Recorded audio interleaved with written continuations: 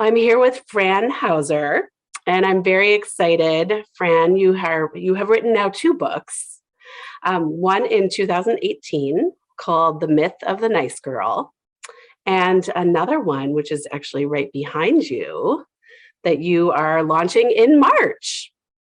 So, talk to us about a little bit about the impetus for "The Myth of the Nice Girl," and then what drove you to write a second book, because I love that.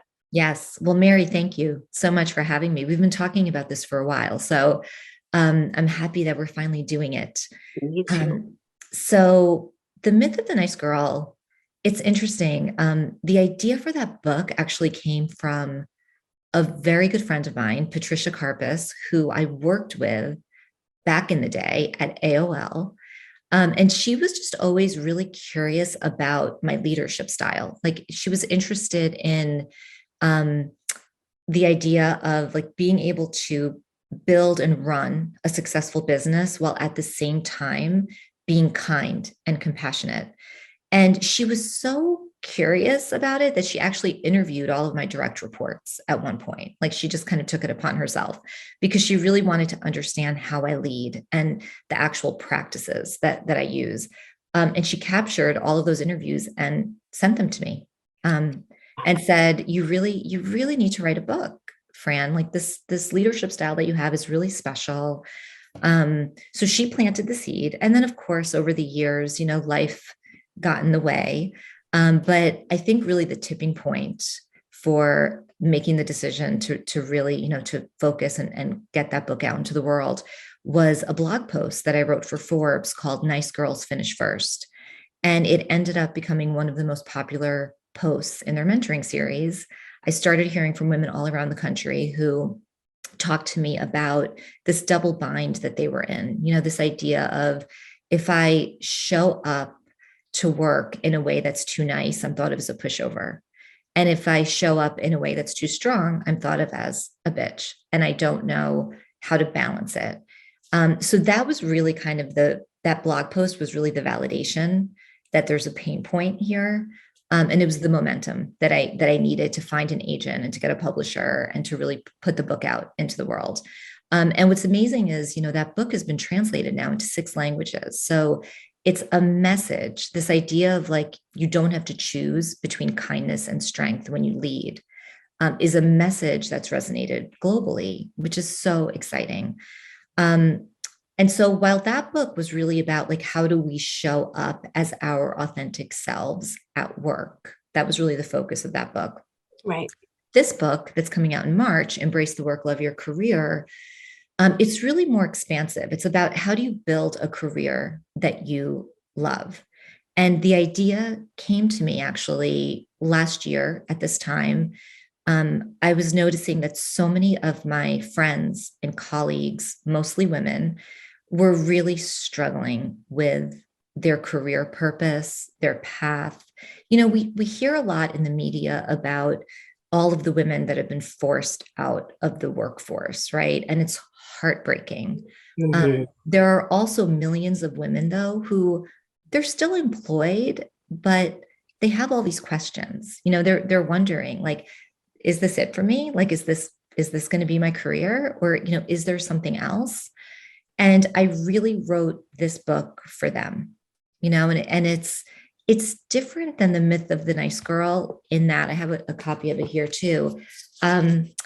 This book is really more of a guided workbook. So whereas the myth of the nice girl was kind of your typical prescriptive career advice book, 60,000 words, this has lots of room for reflection, right? There are all these like great questions.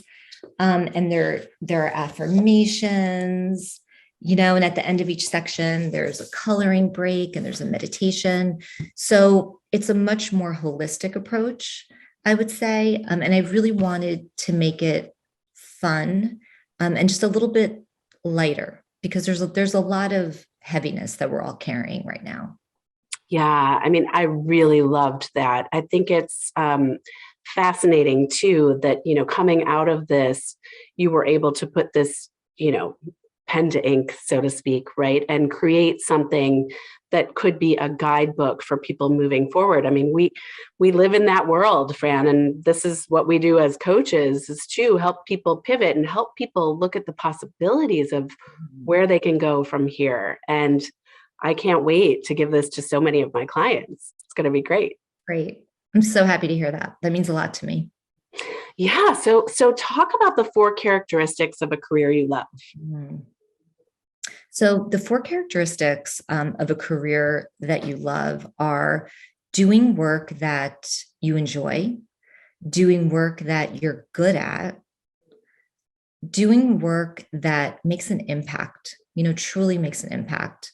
And the 4th characteristic is, doing work where you're appropriately valued. So those are the 4, right? So it's like doing something that you enjoy, you're good at, it's making an impact, and you're feeling valued. And in the book, I have exercises that they take you through, like, for each one of those 4 areas, exercises and questions that really help you to reflect, to kind of see, where are you in each of those 4 areas. Now, if you can achieve all 4, it's like magical.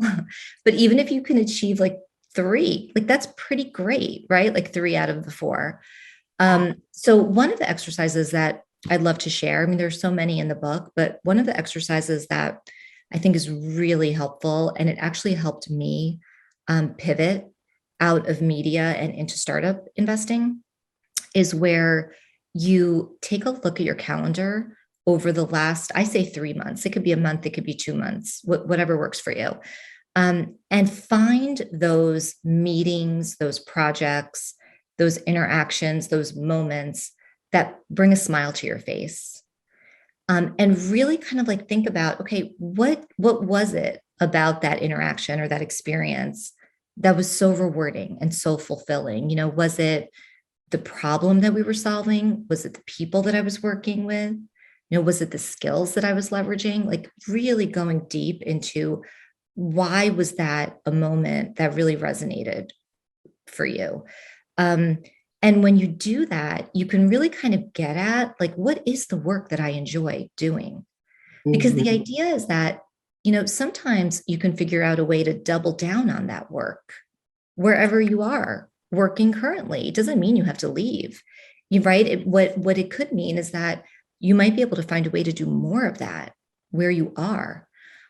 For me, what's interesting is I went through this exercise when I was 8 years into my career at Time Inc. I was president of digital, so I was running the digital business. And after being there for 8 years, I was kind of wondering, like, okay, what do I want to do? Do I want to stay here? Do I want to do something different? And I did this reflection, and what I found was that I really loved meeting with startups. Because I was running digital, I was always meeting with interesting founders who were building new products and technologies and platforms, and they were looking for ways to partner with our legacy brands. But I just really enjoyed these conversations with the founders, and I enjoyed the building. I've always loved to building new products, and I also enjoyed mentoring them and advising them. And so, as a side hustle, while I was at Time, I started investing in and advising startups. And I realized that I loved it. Like, I just enjoyed it so much. And I decided to go, like, all in on that. So what started out as a side hustle, now I've been doing it for 8 years. I left Time Inc. in 2014. But, it also had all sorts of other benefits because, my kids were 3 years old and 18 months at the time. So I knew that it would give me a lot more flexibility, to be with them and spend quality time with them. So going through that exercise of really, like, digging deep into, what do I love about what I'm currently doing? There were lots of different things that I was doing at that time because I was running a division, but that was the one thing that, like, really popped for me. So I really love that exercise. And, it's one that I would really encourage, if you haven't done that in a while, if you haven't taken a step back to just reflect on what parts of your job currently do you really enjoy, that's a good one to do. It really is. It's funny. We actually, with our clients, we have them do what's called a light log. What are the things that light you up in your job? Mm-hmm. and very similar, but you were so wise to do that, 8 years ago and really follow what lit you up, right? And what gave you joy. And here we are today talking about your second book, which is amazing. Yeah, and I think it's interesting. I've probably pivoted in my career, I think maybe five or six times. Which, by the way, and I'm sure you know this, Mary, this is what you do for a living, but that's pretty normal. Like the average person pivots a handful of times throughout the course, of their lifetime. And when I think about each one of those pivots, I went through a ssimilar exercise. Like the one that I did when I was at Time, I definitely looked back at my calendar for the last 3 months, but it was some form of that. It was like your light log version is another way to go about it, right? Like what lights you up. But I think getting really granular in terms of like really thinking about those specific, like it could be a meeting that you're in, it could be a project that you're working on. Because then you can think about like, oh wow, like I really enjoyed that because I loved like the people that I was working with. I really liked the culture that was part of that like team dynamic, and that's something that I want more of. Or like maybe there was a certain skill that I was using that like just really like fuels me. So I think the more granular that you can go, the better. And that takes time. Yes. Now it takes time. Like you really, that's why like even the title, Embrace the Work, it's really about like embrace the work that's going to go into figuring out how to create a career that you love. Because yeah, for some people it just happens and that's wonderful. But I think for many of us, it does take work. Right. And you have to do the work to create the path. And that leads us perfectly to the next question is you talk a lot about the RBG, Mhm. right? The really big goals. And I think you really can't start even, processing what those really big goals are unless you know where you're starting from, right? Yes. So Yes. talk to us about the RBG, really big goals. Yeah. So I have to tell you, the acronym is really inspired by Ruth Yes. Bader Ginsburg. And Yes. regardless of your political affiliation, I mean, the woman, for me, when I think about how she moved through her career, right? So strategically, so thoughtfully, and she was such a role model to so many of us. Um, and, I think the reason why really big goals are important is that they're different than everyday goals because they have a bigger impact on our careers, right? It's those goals where like you can take a step back and really think about like, okay, what are the areas that if I focus my time and attention there, they're going to have an outsized impact on my career. They're really going to help me, move forward. And you're right, Mary, you have to know where you're starting and you have to know where you want to go, right? So it's like, here's where I'm starting, here's where I want to go. And these are the goals that are going to help me get there. And in the book, the whole second section is dedicated to really big goals. And I get into a framework that I use, um, which consists of 4 areas. So it's value creation, connections, skills, and your personal brand. And what I encourage readers to do is to create an RBG in each one of those areas. And then to also create what is your next step to actualize each of those RBGs. I don't know how much time you actually had to go through the book. I know you didn't have much, but like the workbook is very actionable. And I think that's Yes. really important, right? It's like, okay, here's your goal. Now, what's the first thing that you can do to make that happen? And those 4 areas, value creation, connection, skills, your personal brand, um, you can see those are much bigger areas than your job, Yes. right? Like your connections, like those, your connections, your skills, what you want your personal brand to be, how you're going to create value, at work. I mean, those are all they're much more expansive. They're bigger, and that's another I think really important part of the book is to like think of your career so much bigger than your job.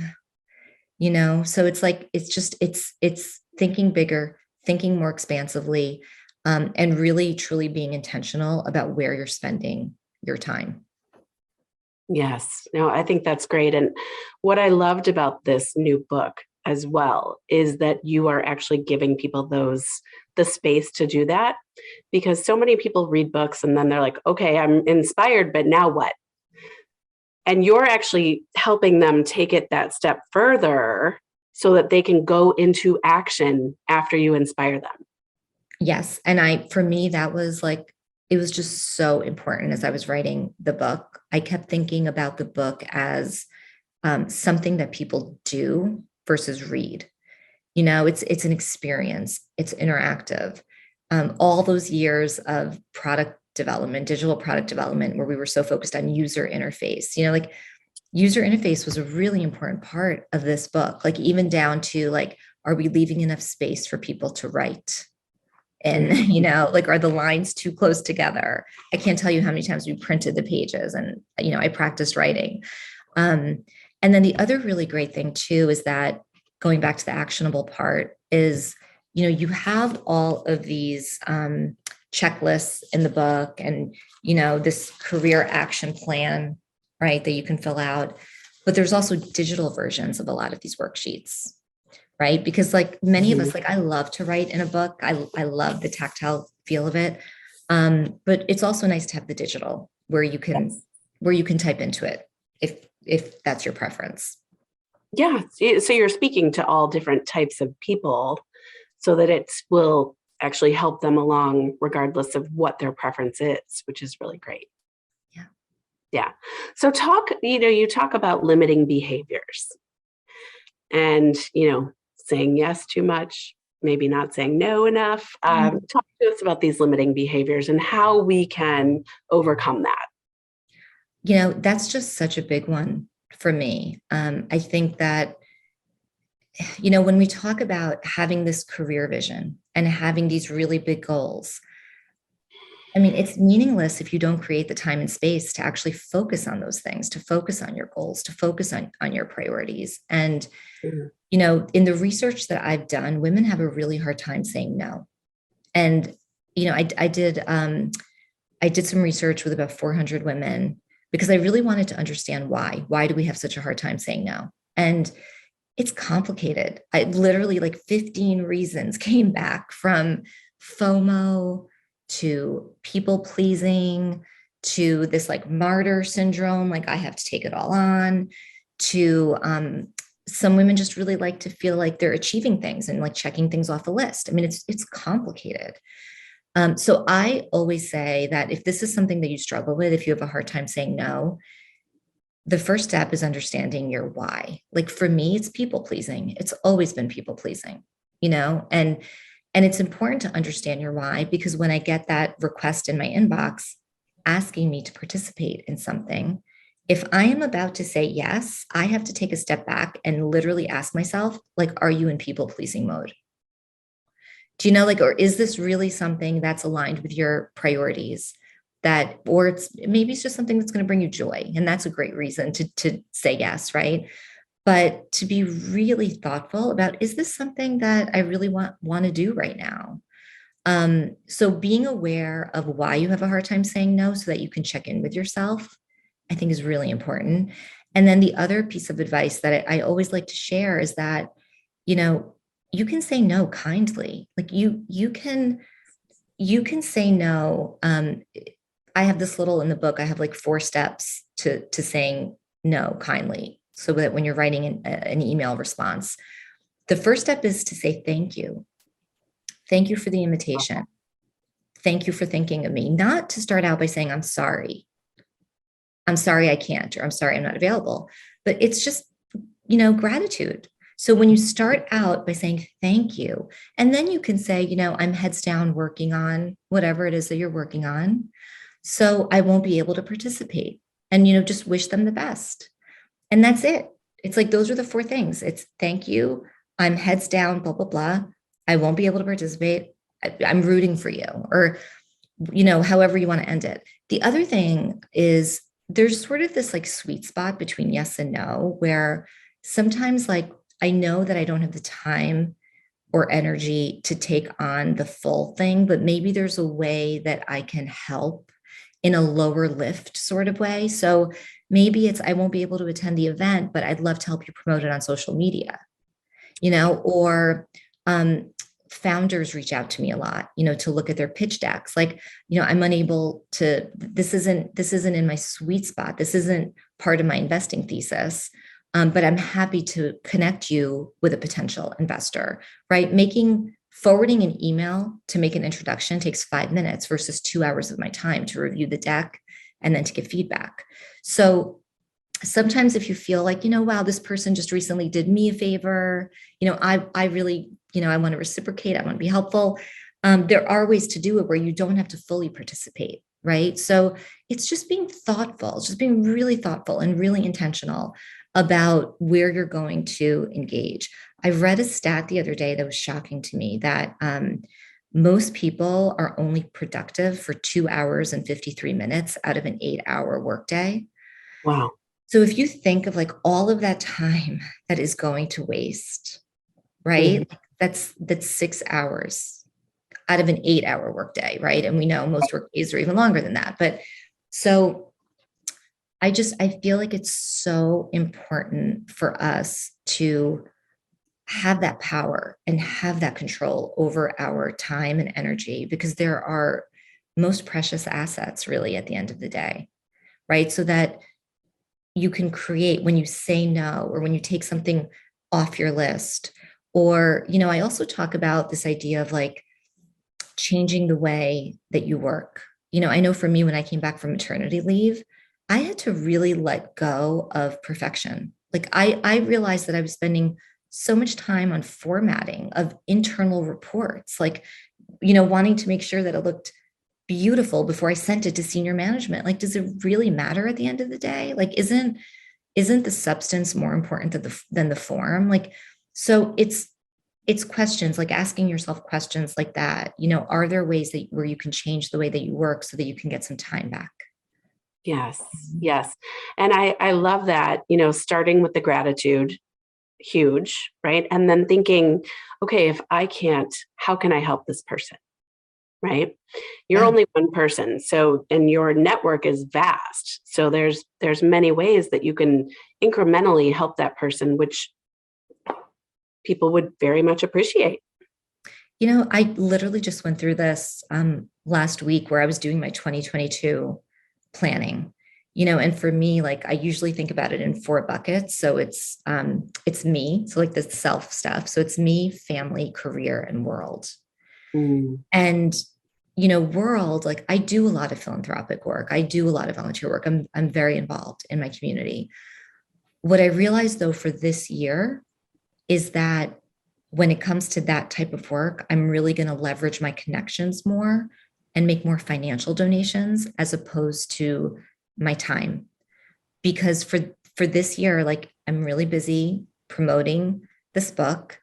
And I have a few companies where I'm leading the fundraising rounds for them. So Mm. it's a lot of work. So it's like, constantly looking at like, okay, where do I want to spend my time? Where like last year for me, for the world and the community and the giving, I would say it was more of my time. I invested more of my time. Mhm. This year, I'm like, how can I leverage my connections? How can I leverage my Mhm. connections, my Mhm. platform, my social media, and Mhm. give financially where I'm feeling it in my heart, that I want to. And that's where, because I don't have as much time this year to roll up my sleeves. Next year, it might look different, Yes. you know? Yes. Well, I love your social media, by the way. I mean, you and I share that love of books, and I'm always paying attention to what you're putting out there and promoting. So thank you. It's fascinating and interesting to me too. Oh, thank you. I love hearing that. Yeah. I launched, I have my regular Instagram, my Fran Hauser Instagram, and then I launched my Bookstagram Hmm. during COVID because just before lockdown, I was working on opening a bookstore in my town with a really dear friend of mine. And we were down the path. We had the space picked out, we had the layout, we had the architect, we had the planogram, like the bookshelves, like what was going to, we were far down the road.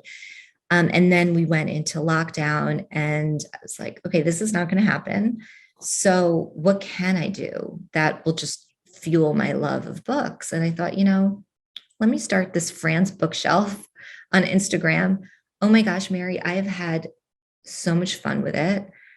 I just share books that I love and I write reviews. My niece, Sophie, helps me with the photos. She's amazing. And it's something that I really look forward to because I get to spend quality time with her. And I just love her so much. And so it's wonderful to have that time with her, to do something that's really fun. By the way, a book on this topic that I just finished reading is by Eve Rodsky. It's all about creating your unicorn space, which is all about like, what is that thing in your life that is fun, that you just really enjoy doing. And it's really important because that's what unleashes creativity. So it's just something I know you love books. So I definitely would recommend that one. I'm loving it. Yeah, well, thank you. I will definitely pick it up. And that's kind of why I do this MVP Business Book Club, right? Is because I really, really am passionate about featuring authors with inspirational business books. Mm. And Yep. so Well, thank that's you my for doing little, it. I love it. I think you had Susan McPherson on recently, who's a good yes, friend of mine, and her book, The Lost Art of Connecting, is also a must read. Love that yes. book. Amazing, amazing. So let's keep talking about you, though. Yes. You talk a bit about the question, what do you want to be known for? Mm. This is a really important one. This is, remember when we were talking about RBGs and I said it was, value creation, connection skills, and your personal brand. So this, what do you want to be known for, is really, it's really about your personal brand. And I think there's something just so cool and so powerful about being the go-to for something, whatever that is. Like for me, really early on in my career, when I was working at Coca-Cola, I actually became the go-to when it came to simplifying really complex reports or financial models. That was just something that I was really good at. And the reason I became known for that is because my boss asked me to help him with our quarterly financial report that we would send out to the board. It was really thick and just really hard to get through. And he wanted to create like a really easy to read like pamphlet, just a really light, kind of key takeaways. And that was a big project for me. Talk about value creation and doing like visible work, it was a big project. And we ended up just nailing it, like the whole team, the board loved it. I ended up winning an award at Coke for that work. And so I became known as that person. Like if you have like a financial model or if you have like this like dense content that needs to be simplified, I was the person that could help you do that. And what was crazy is I ended up getting promoted into a really big role when I was 27. I was promoted into a role where I was overseeing 140 people. And I hadn't been there anywhere near as long as my peers. My peers had much more experience than I had. So it was very surprising that I got selected for this promotion. And I remember talking to my boss about like, why me? And that's what he said. He's like, Fran, because you make everything easier. You make everything simpler. And he's like, and that's what I need in this role. And he also talked about like, I'm good at building relationships and influencing people. But I just think it's so important when you become that person that's the go-to, you're indispensable. So I'm always encouraging people to think about, it could be a technical skill, it could be a soft skill, but what is it that you want to be known for? And once you figure out what that is, making sure that like you get it out there, if there's at your organization, I know at Time Inc. we used to have this thing called Time Inc. University, where each person on the management team had an opportunity to teach a very specific topic, and employees could sign up for that. If you don't have anything like that, you could even do a lunch and learn where you ask like 5 to 8 people to come to lunch and each person brings something that they're an expert and, that they have expertise in and they share it with the group, Yes. and then it just starts trickling out that, oh, Mary is really great at, coaching people. And so I do think it's something that, especially today with social media and the fact that we each have our own, publishing platform, personal publishing platform, right? It's like not only can you become known for it within your organization, but you also have a platform to write about it. And Mm-hmm. my friend Emily, who is also my neighbor, and she was our babysitter for a while. She went to Bucknell and she just started working at Accenture in cybersecurity, which is amazing. But on the side, she has this incredible Instagram that's called the STEM Diaries. And her whole platform is around educating young girls and inspiring them to get into the field of engineering. And she's built this platform, like her videos are viewed like over 1 million times. She gets just like on one video. And that's her platform. And Accenture, I'm sure, loves that she has this thought leadership platform, right? It's all Mm-hmm. about encouraging young girls to get into engineering. So that's really what I mean around kind of what do you want to be known for? What do you want to be the go-to for? Like what is your thought leadership platform at the Right. end of the day? Because that's going to help you in your existing organization, but it's also going to help you more broadly to create new opportunities in your career. Mm-hmm. Yeah, I mean, we talk about it as leaving your legacy, right? What do you want that to be? And it's exactly what you're talking about in your book. And by the way, you also in this book clearly have been able to take a very complex topic and drill it down so that people can really understand and dig in and follow your advice and your wisdom. Thank you for saying that. It's so much harder to make things simpler. Does that make sense? Like Yes. sometimes like I think about, I don't know, if I'm working on a deck, on a PowerPoint deck or whatever kind of deck. Like it's so much easier to just like vomit out the information and to have, 50 slides, right? Than it is to say, okay, what are like the 3 key takeaways, right? Mhm. It's that like simplifying. It takes time. I think that was the hardest part of writing this book was there were moments where I reread certain parts and I'm like, this is still too hard. Yeah. It's still too hard. It's too dense.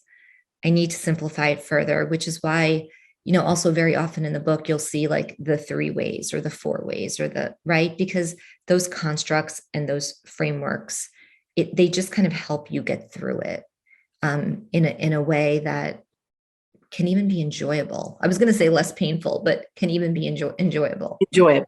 It Yeah. is, and the book is so beautiful. I mean, the colors and everything is quite enjoyable.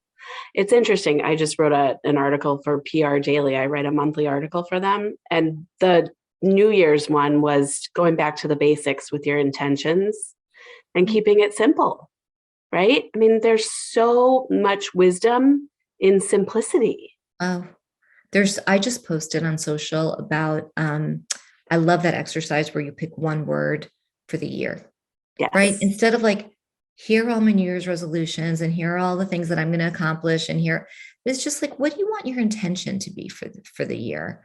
And I posted it on social and it was so beautiful to see the words because I asked everyone to share their word, and Mhm. it was everything from, you know, gratitude to mindfulness to being present, connecting. Mine, it's actually 2 words. It's to slow down. And for me, what slowing down means is literally like my pace. What I noticed is I visited my parents over Thanksgiving in Florida with my family. And I didn't bring my laptop. I just completely disconnected. And I noticed that I was walking more slowly when I was there. And that when I'm here, in my house, which now doubles as my office, I am always running. I'm like running up the stairs to get laundry. I'm running to get onto my next Zoom. I'm running to get out of the house to pick up the kids. Like literally, like the pace, like it's just so stressful. And I thought, I'm just going to really be very aware of my pace when I'm walking, when I'm driving, when I'm eating, when I'm Mhm. speaking, when I just, so that's like my thing for this year is I just really want to try to just kind of have a more calm and restful pace, because I think that will create more space for me, you know? Yes. For your thought leadership and your legacy, right? Mine Yeah. is intention, actually. I thought about it for a really long time. I love picking the word, and I have our clients pick the word as well, when they're going through their first session of the year. And I definitely had to think about it a lot this year. The 2020 was grace. Last year was thrive. And this year I'm like, you know what? I actually am going to call it intention. The same way, Fran, where what I do is with intention Mhm. instead of racing through life, right? Yeah, I mean, look, there's a whole the last section of the book, which is called Reflect and Reset, is all about mindfulness and Mhm. how important it is, as we are moving through our career, to really do it in a way that is mindful, that is Mhm. intentional. Um, because it's very easy to get into this like autopilot mode where, right? Like I've had those experiences in my career. I've had phases where maybe for a couple of years I was like that, where I was just like, okay, I'm on autopilot. I'm climbing the ladder, doing everything to climb the ladder. And it's just, I think, so wonderful when we can give ourselves that gift of like, even just for me, like a small thing that I do to try to be more mindful is every morning I have this ritual, and it's a combination of gratitude, a minute or two of meditation, and then just standing and really feeling grounded. It's really important for me to like to feel like my feet are connected, to the ground. Mhm. And the whole thing is maybe 3 or 4 minutes. I mean, it's just so like, and I find that the days that I do it, I just move through the day in a more purposeful way, in a more intentional way. And I also notice that I'm not as irritable and that I have more control over the way that I react to things, that I'm Yes. I'm much more able to press pause before I get annoyed, you know? Mhm. And so I think it's a really important part of this process of like figuring out a career that you love and really enjoying your work is the mindfulness piece. It's such a critical piece. And by the way, Mary, I don't know if you noticed, intention is right here. It's part of the tagline. It's a guided workbook for realizing your career goals with clarity, intention, and confidence. It's beautiful, Fran. It really is. And what else I love? I love that you and we start our days very similarly. I do What you I do. get the kids off to school, and typically, right, if we weren't working from home, we'd be racing to the train or wherever.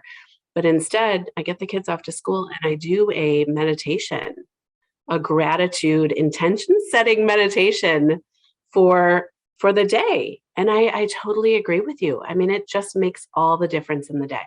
It really does. Oh my gosh, I love it. Yeah, it's when I was writing the book, I was getting up really early to write because I got my writing in before the kids got up, because Mhm. I figured like once they were up, it was like game over, until we get them out of the house. Yes. So I was getting up really early, and literally I would like come downstairs, have a glass of water. I wouldn't even look at my phone.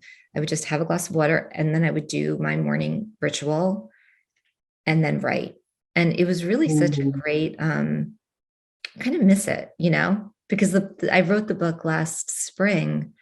Um, and it was just, it's when people say like the whole writing thing, like it is really good to have a routine, and just to Mhm. say like, all right, I'm going to get up at 5:30 and I'm going to get 2 hours of writing in, right? And it's like you just do it, and and people are like, how can you get up that early? But it's like once you Yeah. start and you get into it, Yeah. it's just you get to bed earlier, right? I just had to cut some Mhm. stuff out at night that I was doing, like less Netflix streaming for that period of Yes. time, right? Getting to bed Well, earlier.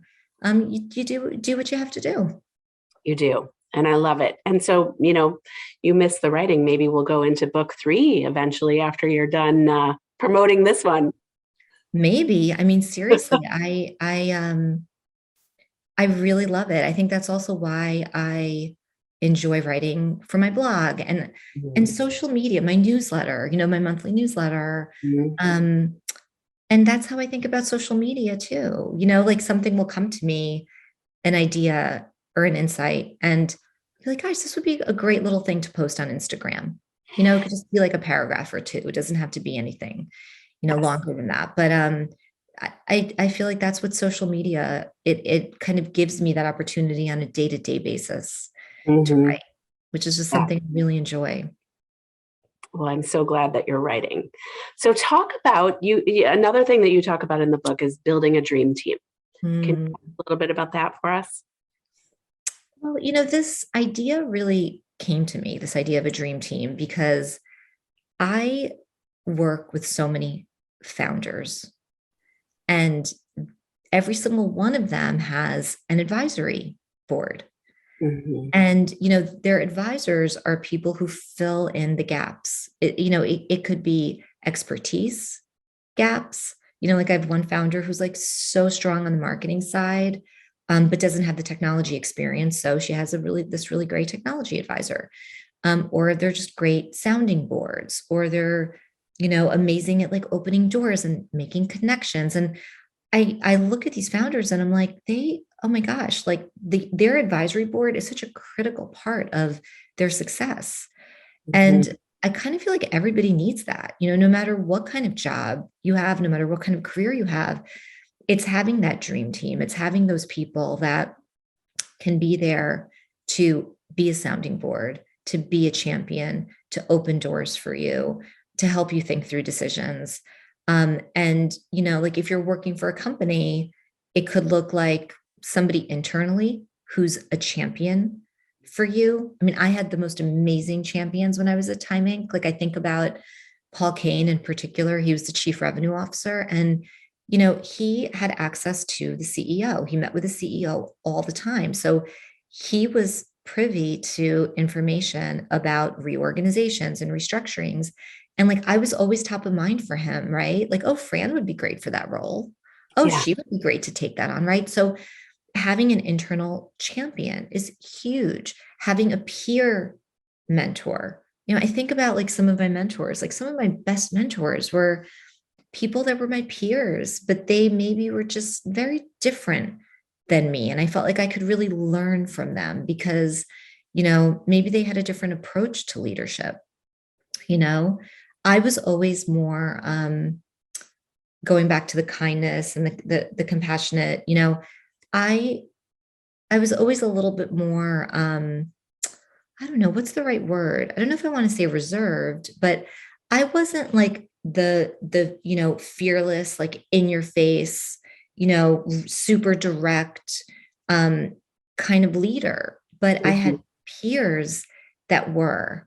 And I loved having them in my corner and having them in my life because through osmosis, I feel like sometimes like I could take what I needed from Right. them, Right. like I didn't want to change I am who I am. I love who I am. And I it's not that I want to, change who I am, but I think taking on little bits of these other characteristics or qualities in an authentic way could also really be helpful. So I feel like, I had all these peers that I learned from, or, if you're working in an industry, but you're thinking about maybe moving into a different industry, having someone on your dream team from that other industry who can Mhm. help you learn and make connections. And so it's just really thinking about like going back to your RBGs, your goals, your priorities. How do you create a dream team of people who you can tap into, Yeah. when you need a little bit of help? Yes, trusted advisors, but also people who complement you, right? Really Yes. complement your Yes. skill set. Yes, because you don't want like five other people that look and sound like you and that have the experience that you have. Like Mm. after a while, like I noticed when I was at Time Inc., I looked up one day and I'm like, oh my God, everybody in my network, we're all in media. Every time I get together with them, we're talking about the same things. We're talking about how the business model is broken and what we're going to do about advertising revenue and can we build a paid content business. And like I realized I had this like moment where I was like, I need to make connections that are outside of media, and that's when I really started meeting more people like in the tech sector, because that was a sector that I was really interested in the nonprofit space. Um, Mhm. and I just think like, I don't know, you become more interesting and you also become more interested in other things. Like you become more curious, versus being in this like echo chamber. Mhm. We're all just like saying the same things. Yes, it's so funny that you say that because the last author that I interviewed, it's a great book if you want to read it. His name is Dr. Mark Golston, and he writes an entire chapter about being interested versus being interesting, and how that actually helps bring out the best in people and yourself, Right. right? Because when you're interested, right, you're showing that you care, you're asking questions, you're engaging, right? Hmm. I mean, there's something really, I think, powerful about that. Yes. And speaking of powerful, talk to us about the 2-minute technique that you have for connecting with others. So this actually came to me during the pandemic because what I realized I was doing was I was going onto all of these Zoom calls. And because I was so frenetic with like the remote schooling and with all the distractions and everything going on, I wasn't making time at the beginning of the Zoom to actually connect with the other person. I was just so Mhm. focused on what I needed to get out of the call. Literally, I was Mhm. like going in like, here are the three things. I had them written down. Here are the things I need to get out of this call. And it felt so transactional. And it felt like I'm not connecting with this person. And this isn't really a productive conversation. Like it didn't feel right. And Mhm. so I realized like, oh gosh, I really have to take a step back. And it's just important, like the first couple of minutes, I call, the 2-minute rule to connecting is just the first couple of minutes of any interaction to just take that time to connect with the other person, to Mhm. check in with them. Like there was this one woman who was struggling with a part of this project that we were working on, just asking her, like, how's it going? Last time we talked, you said that you were struggling with this. How's it going? Is there anything that I can do to help? Like, just checking in, just making that time to check in and connect. It will make the remaining 28 minutes so much more productive, versus just going in with like, this is what I need to get out of it. Yes. Well, and Right. it's so much of it is acknowledging that we're all human, right? And we're all going through something. So, how can we connect on that and then get down to business, right? Uh, yes, connect on it, be supportive. It also, I feel like it allows you to just take a breath, Hmm. just take a breath. The other thing I realized, and I'm still doing this, is building in transition time between meetings, even if it's 10 minutes, just Yes. to reset, because this like getting off of one meeting and getting right onto another, it doesn't work. You know, Mm-mm. it, I really need to even just stand up, walk around, drink a glass of water, make myself a coffee, whatever it is. And just take, just breathe and reset. And then I feel like I can really, you know, just really be there and really be Yes. present and really be engaged and focused, because there are a lot of distractions right now. There are Yes. a lot of distractions. So that transition time I think is really important. I think that's really great advice. It's, we always talk about the power of the pause, right? And that's taking that pause in between Zoom meetings that we didn't do in the beginning of the pandemic. We've all learned that we need that pause to reset and to be present and focused for the next human being that we're speaking to. Yeah, you're right. Like just remembering like we're all humans at the end of the day, Yeah. Like these are businesses that we're working on and products and, you know, business models and project plans and, but at the end of the day, like we're human beings that we're all dealing with a lot right now and just acknowledging that.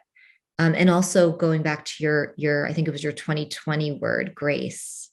Mm-hmm. It's that's something that I'm really trying to do in terms of even just giving myself some grace because I don't know, I can be really hard on myself, Yeah. And so just kind of taking a step back and acknowledging like, wow, there's a lot going on right now. Like you're kind of doing the best, you're doing the best you can, right?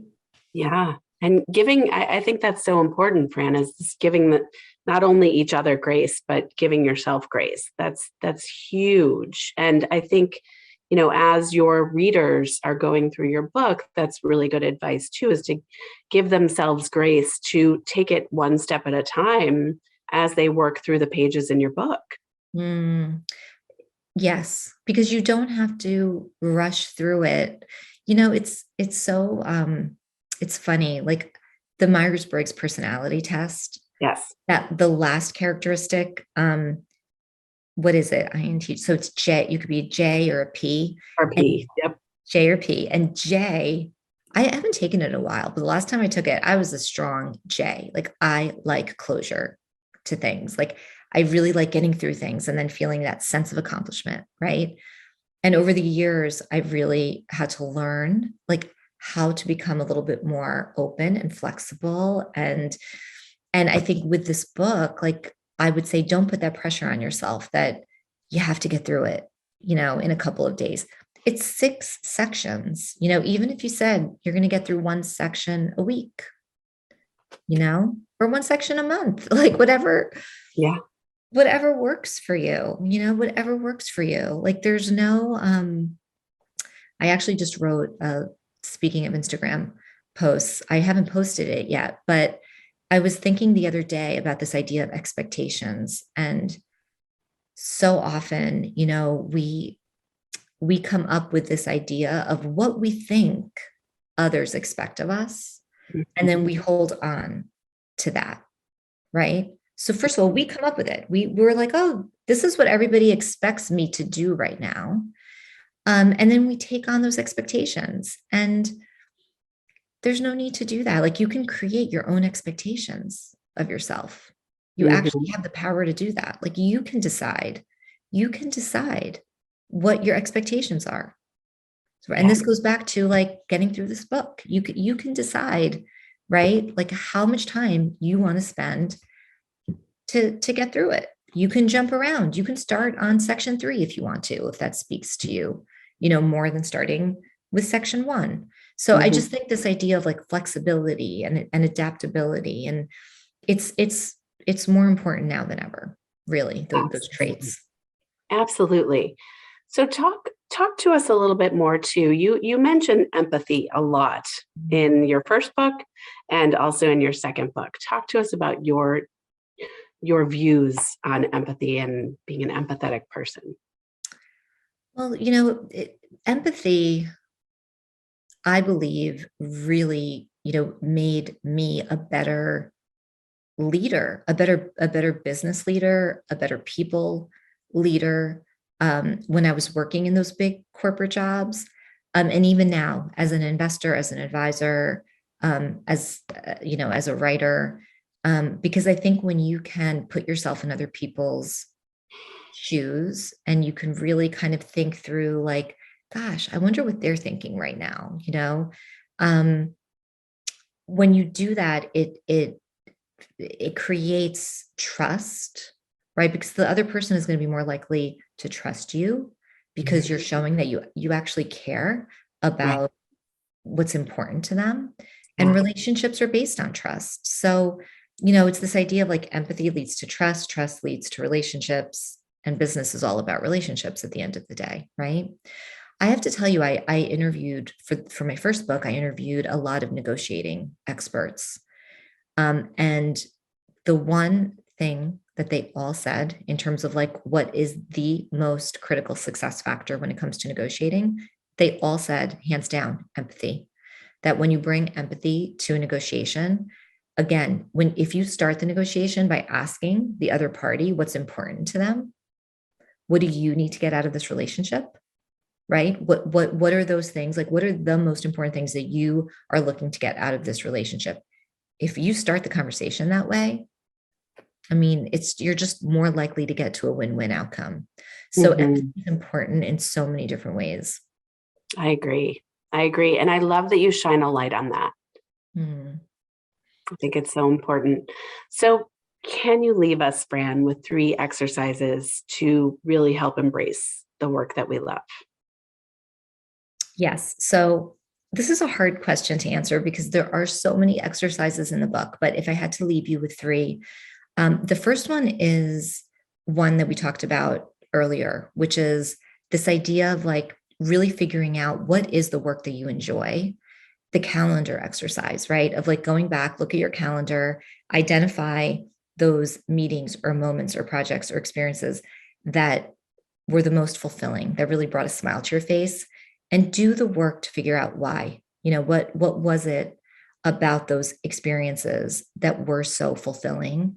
And how can you do more of that? Like what does that look like? So that I love that exercise. Hmm. Um, the second exercise I would say is if you don't already have something that you are known for, um, to do a little bit of kind of reflecting on what could that be for you, like really think about like what are your superpowers, what are your talents, what are the things that you're interested in that you want to share with the world. What is that, what does that look like for you? Because then I think once you know what it is, you can integrate it naturally into your work, Hmm. and you can share it, as broadly as you want, on all of these different platforms that are available to us.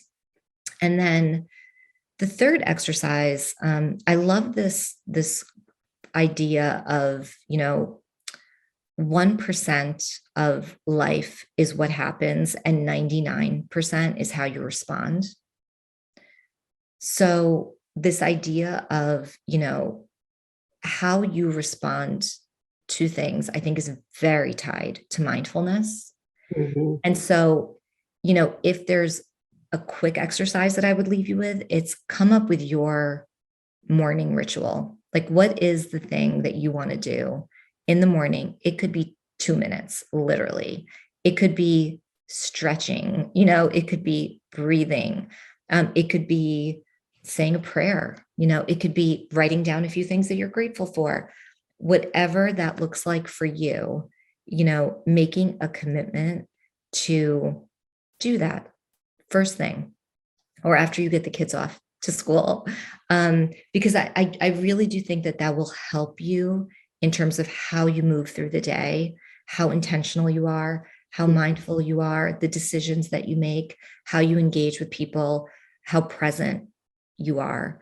So I think those are three like very actionable exercises, that are doable. I mean, you could do those, like you could start reflecting on each one of those today. Yes. Start today. I think Start that's great today. advice. Definitely. Well, thank you. Thank you for being present with us today. I just love what you're doing. I love your work, and this business book club. It's so fun to be a part of it. I really enjoyed our conversation. Um, and I can't wait. Hopefully we'll get to see each other in person sooner rather than later.